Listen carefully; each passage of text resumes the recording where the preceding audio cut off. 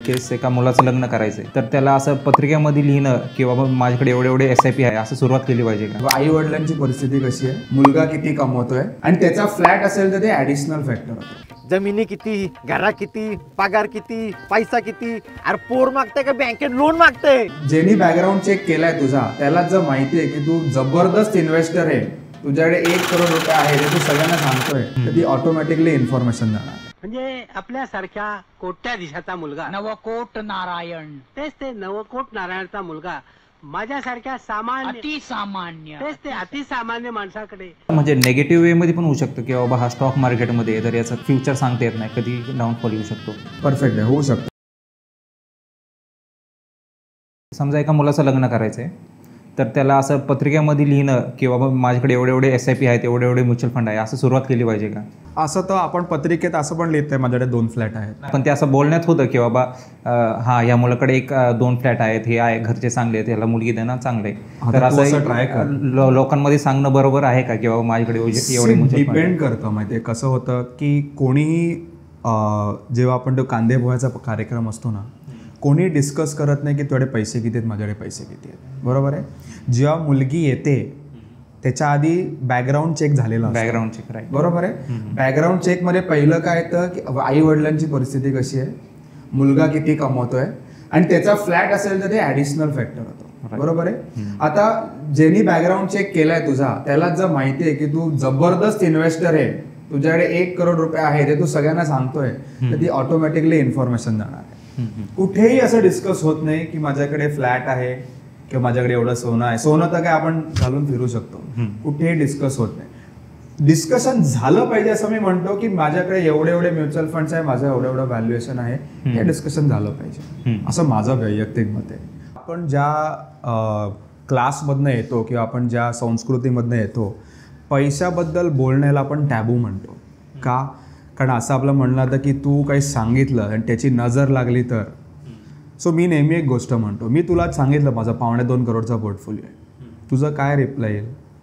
अरे एवढे पैसे अजून काय बोलशील तू? ह्याला प्रत्येक गोष्टीवर जज करणार, म्हणजे याच्याकडे खूप पैसे आहेत. ह्याला ना मी म्हणतो माइंडसेट शिफ्ट.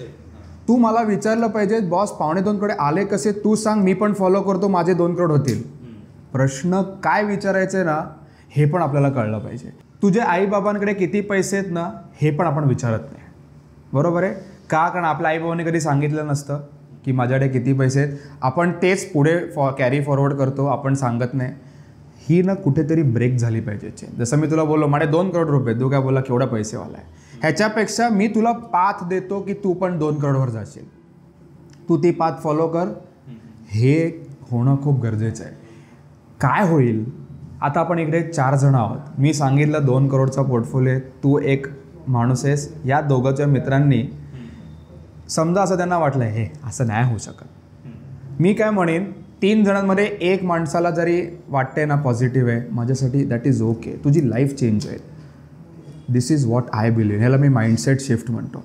मी IIT IIMचा नाही, साधा 10वीत मला 79% होते, 12वीत 72% होते.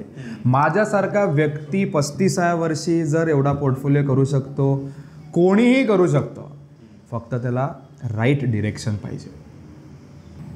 पण असं म्हणजे नेगेटिव्ह वेमध्ये पण होऊ शकतं की बाबा हा स्टॉक मार्केटमध्ये तर याचं काय म्हणजे फ्युचर सांगता येत नाही, कधी डाऊनफॉल येऊ शकतो, तर हा निगेटिव्ह फॅक्टर नाही होऊ शकत? परफेक्ट आहे, होऊ शकतं. माझ्या बाबतीत पण झालं. माझ्या सासूसाऱ्यांना बिलकुल माझ्यावर ट्रस्ट नव्हता की हा मुलगा काहीतरी करेल लाईफमध्ये. ओके, आता ते म्हणतात मुलीला, म्हणजे माझं लव्ह मॅरेज आहे तरी हा प्रॉब्लेम होता की त्यांना असं प्रत्येकाची ना एक फेज असते. तू ज्या फेजमध्येस 25 ते 30, ह्याला मी जसं मी म्युच्युअल फंडमध्ये म्हणतो की पहिले 3 वर्ष 5 वर्ष रिटर्न्स मिळत नाहीत, तशी ही तुझी फेज बिल्डिंग फेज आहे.